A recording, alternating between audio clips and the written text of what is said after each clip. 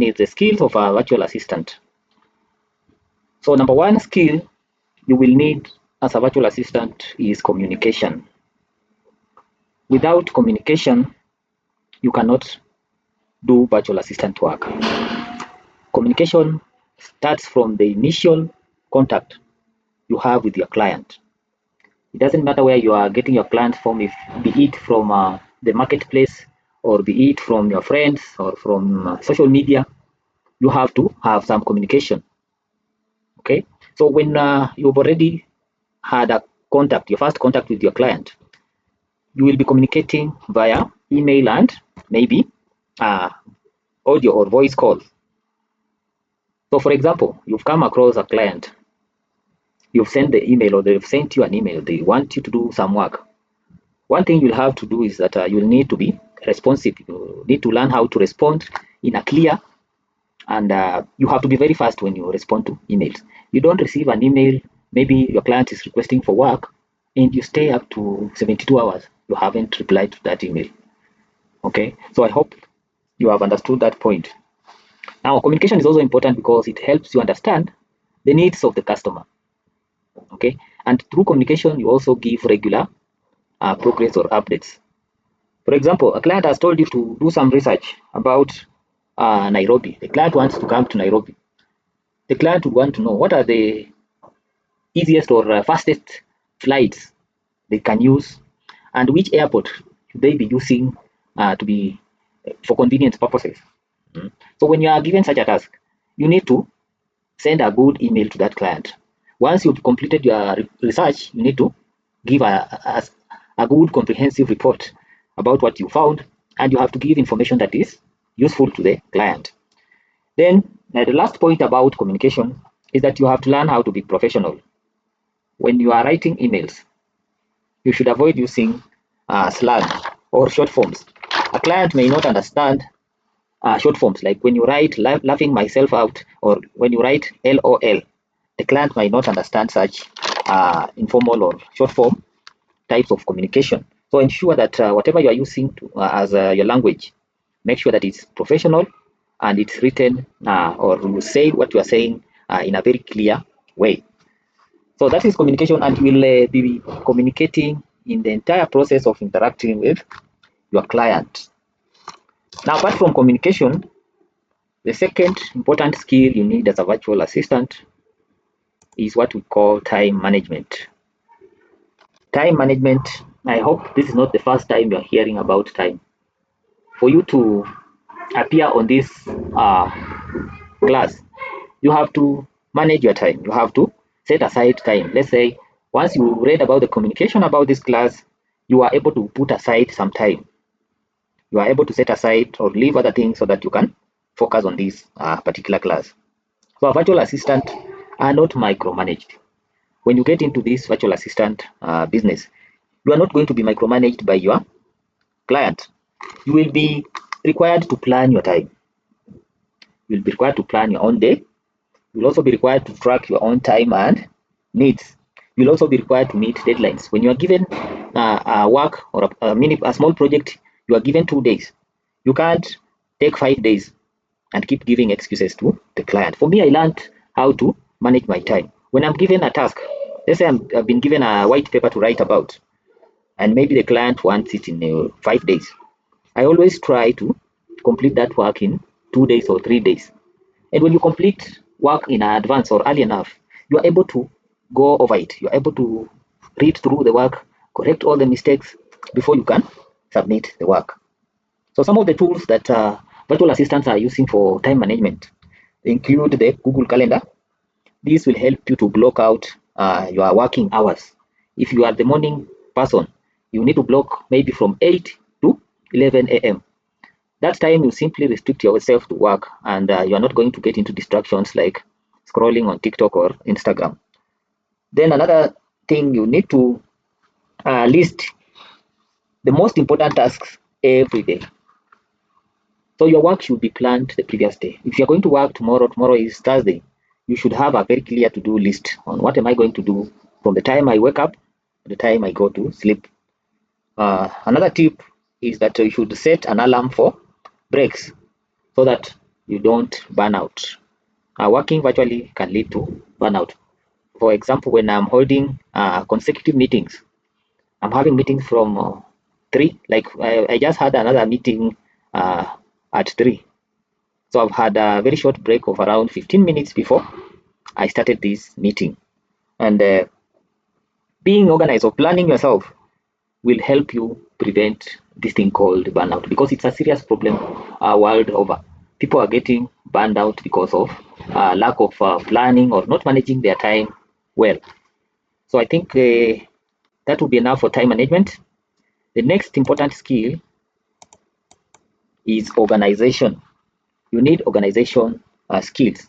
When you work as a virtual assistant, you are going to be working with documents. For example, when you are doing the work of lead generation, you will be handling multiple Excel sheets. You've collected emails, you've collected leads, you've collected company names or company URLs. You'll be required to organize that data into files so that you don't get mixed up or you don't have difficulties when you are trying to send the work to the clients. So you will be juggling files, links, emails, threads, and meeting notes of more than one client. So you must have the habit of creating folders. Now, when you go to most government offices or when you go to places like hospitals, you'll find each patient has a file. Those files are usually very well organized. So similarly, when it comes to virtual assistant, you need to create folders for every client in a place called Google Drive. This will help you be more organized, and you can be able to track your tasks using tools like Trello or Notion. They will help you when it comes to tracking. Then for emails, if you want to have your emails well organized, you have to learn how to do what we call labeling and starring. This will make it easier to do a follow-up. When your client asks you a question about maybe a previous conversation you had, whether you worked on a particular task, you can always go back to the email. Or if you missed instructions, a client has sent you instructions, I want you to do A, B, C, D. It is not humanly possible to remember everything. But if you label that particular email, you can always go back and check the instructions so that you do the right thing. So organization is extremely important. Another skill is problem solving. Problem solving, remember, as a virtual assistant, you've come to the client, or you've had your relationship with the client should be around solving the problems of the client. You came in to relieve the client of the headache he's having, maybe to manage clients, maybe to do social media posts, maybe to do data analysis. Okay, so clients love when you don't wait to be told. The client doesn't want you to wait for them to tell you. I want you to create an email list. I want you to send these emails. As long as you have a clear understanding of the workflow, you don't have to wait for the customer to give you a go ahead.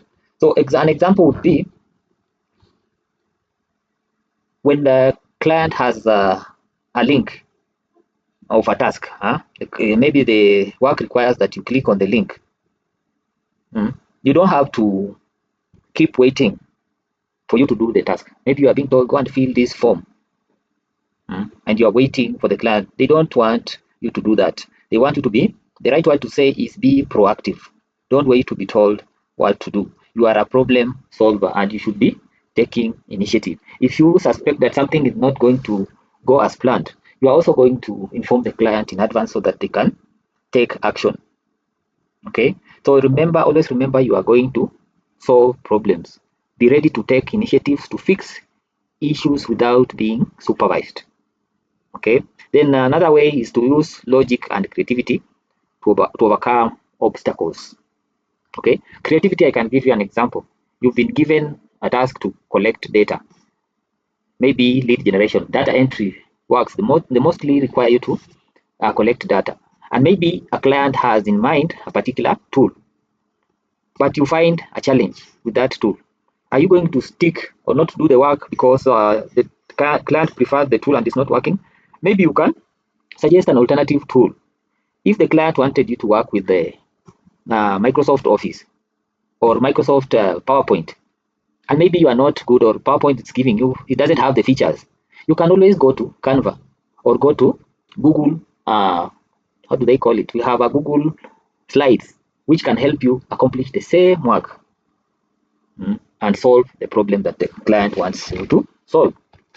So I think problem solving, I think it's clear. Then we have what we call adaptability. The modern workplace is ever changing. Culture is changing. And when you are in this virtual assistant space, so many things will be changing. So it's the most important thing is that you learn how to adjust towards new tools and workflows or the preferences of the client. For example, when a client doesn't want you to book a certain hotel, maybe they're traveling to Paris and they've been using a certain chain of hotels, but something happens, the quality of service provided is poor, or the customer has a very bad experience with those hotels. You're not going to insist booking the same hotel for that client. Instead, you should adapt and listen to what the client wants. Okay, listen, ask a question. You should learn to ask the customer questions, questions that will lead you into understanding what are the current needs of the customers. Then you should stay calm even when you are working under pressure or sudden changes. When change comes in between your work or in the course of your relationship with the client, always ensure that you stay calm when such changes happen. Then you should also learn to be dynamic. Okay, be dynamic, be ready to change. Don't resist change when it comes. Remember, you're working in a fast-paced environment. People who are outsourcing are people who want to grow very fast. So you will fight if you are resistant to change, the client will quickly shift to another person. Then those are the main skills, but we also have what we call the tech skills, the technical skills that will help you be a better uh, virtual assistant. So number one, we have what we call Google Workspace skills. Google is a very big organization, it's a very big platform that gives us so many tools. The first tool that you already know is Google Gmail. The email product that's offered by Google is called Gmail and it's very popular. So many people use this free tool for communication. You can use Gmail to communicate with the client. The good thing about Gmail is that you can integrate it with your phone. Whenever a client sends an email, you get instant notification and you can read the email and take the necessary action. The next tool that you need to master is use of Google Docs. Google Docs are very useful, especially for those virtual assistants who are doing research work. It allows you to create documents. Like when you are given a simple research, you want to research on a topic. Let's say the customer wants you to research about butterflies. You are going to do a detailed research on butterflies, summarize your key points, do formatting. You can format a document on Google, especially if the client is maybe a PhD student. They want you to format according to certain standards or certain style. Maybe the customer is a nurse. They have their own standards of formatting documents, and you have to follow that. You can use Google Docs, which can be, you don't need to install a software. You just need to use your Chrome browser, and you'll have access to Google Docs. Google Sheets, similarly, is the alternative to Excel, Microsoft Excel. So Google Sheets is very useful when it comes to the work of data entry and lead generation. Then we have Google Calendar, which is a useful tool for planning your time, planning events, and I've mentioned that before. Then Google Drive is a valuable resource for sharing documents. It will reach a point where you will want to share your portfolio. You want to showcase what you've done as a virtual assistant. So you can share your previous work. If you have projects that you've completed in the past, you can share using Google Drive. Like in this bootcamp, we'll be sharing our assignments via Google Drive. I will show you how to do it. I will I have a form that is already ready. It's ready, prepared, so that you can just fill in your name, then upload the document. Once you've completed the assignment, you can upload there, and I'll be able to keep track of what you're doing. Then apart from this Google Tech Skills. We have other providers. Before we do go that, we have Microsoft Office. Microsoft Office is optional. You don't need to master everything, but some clients will prefer using Microsoft Word, Excel, PowerPoint, or Outlook for email. So it is important that you just become aware of that. Then we also have communication tools. Communication tools, like right now we are using a tool called Google Meet. Google Meet has facilitated this interaction between me, the instructor, and you, the students. Then we have other alternatives like Zoom. We have Slack, and then we have Team that are good for chatting. Then we have these tools that are used for managing tasks. Task management can be done with the likes of Trello, Asana, if you have a detailed tasks that you want to track. Then we also have social media tools such as Canva. Canva is used for graphic design and creating visuals that can be used for advertising and posting on social media. Then we also have tools for advertising like Meta Business Suite. They can be used for scheduling posts. If you are using Facebook for marketing, you can use the Facebook or Meta Business Suite for scheduling your post. So I think that's the much I can say about the tools that are used for tools that virtual assistants are using in their work. So I think we've covered almost 40 minutes. I will have maybe 2 questions before we proceed to the assignment. Any question? Hello, good afternoon. Good afternoon. My question is, with these tools, maybe the way you mentioned about Trello or Asana, are you going to demonstrate on how to use them? Yes, I will try and choose a few of them. Then I will demonstrate to you how it works. But the important thing is that you keep practicing. Some of these tools are not free. So we might have the challenge of those tools that are paid. But the basic functionality should be the same. Like if you look at tools like the word processors, do you know that in Africa we are enjoying free, or we have our own ways of enjoying Microsoft Office? But when you go to developed countries, you find people are paying for Microsoft Office. But for these, for most of the tools, you'll find that we have those which are paid and those that are maybe free. And each one of them will have its own advantages or disadvantages. But when we will get to project management, we will learn how to make use of those tools. Okay, thank you. Okay, one more question.